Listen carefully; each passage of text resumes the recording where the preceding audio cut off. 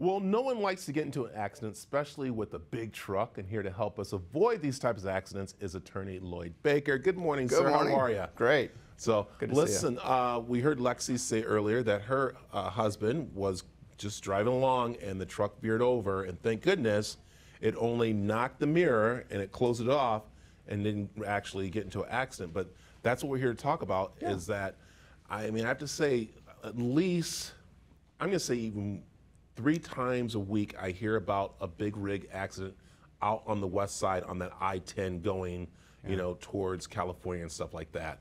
So let's talk about these, and I mean, they are very dangerous. Yeah, lots of big reasons for that. You know, they have blind spots. That's another one of the big ones. They're younger nowadays. I don't know if you've noticed, but the older truckers are gone now, and so a lot of young guys are coming in. They're a little more aggressive than they used to be, a little more distracted. I don't know if I've seen this pretty much anytime you drive, the truck will pull over. They don't care anymore. Yeah, they don't pull right over. And so it's easy to get munched. And then another thing I see a lot of, people don't realize how big these trucks are and how much it takes to break them. Yes, that's so 80,000 pounds, and you're trying to, you cut one off and try to pull in front of them in their lane, and boy, they can't stop in time. And you're going to get munched. And my understanding too, the trucks actually are a little different now. I mean, before you could say that the truck drivers, like you said, were older and they could handle them a little bit, but now they're computerized. They have different features there that some of, like you said, these young kids don't really understand them. So when they hit that brake, it really like turns them and stuff like that, and that's going to slide in. So it is give them the right of way in, correct? Yeah, give them plenty of room. I saw a guy the other day just, try to brake check a semi. I'm like, why would you do that? Brake checking a semi. It's just, you see the oddest things, but they can't stop in time, right? Yeah. So about got killed. Just dumb.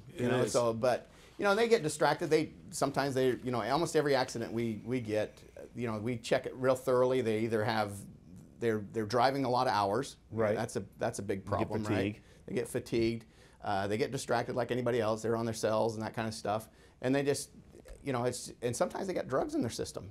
Some uppers to keep them going and stuff, because it's a constant meet a deadline business, right? Right. I gotta do more loads. I gotta take this load further, and you're always pumping to get things done. And so sometimes they profit over people, right? And so it's a dangerous situation. And it also comes down to us driving too. You got to remember, sometimes that accident happened. It could be your fault, even though the truck driver could be somewhat at fault. But if you swerved in front of them, or if you slowed down, like you said, brake checking a semi truck is very bad. This is one thing, and I'll say I'm very guilty of it when I used to travel back and forth between San Diego and here, and I would drift, and that would be getting right behind the truck to save gas, but I was in their blind spot, and that's not very smart to do, is it? No, you got to make sure they can see you, especially if we're on a motorcycle. But even a car, it's hard to see them sometimes.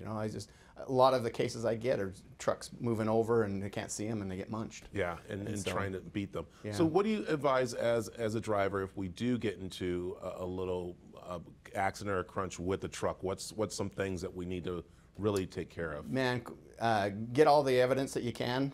Make sure that there's pictures taken. Get the witness statements. The good thing about trucks is they'll have an EDR, so it's like a video system on their vehicle. Yeah. So we can pull that to see exactly what happened, because sometimes you don't always get the truth until you actually see it on video, right? Yeah.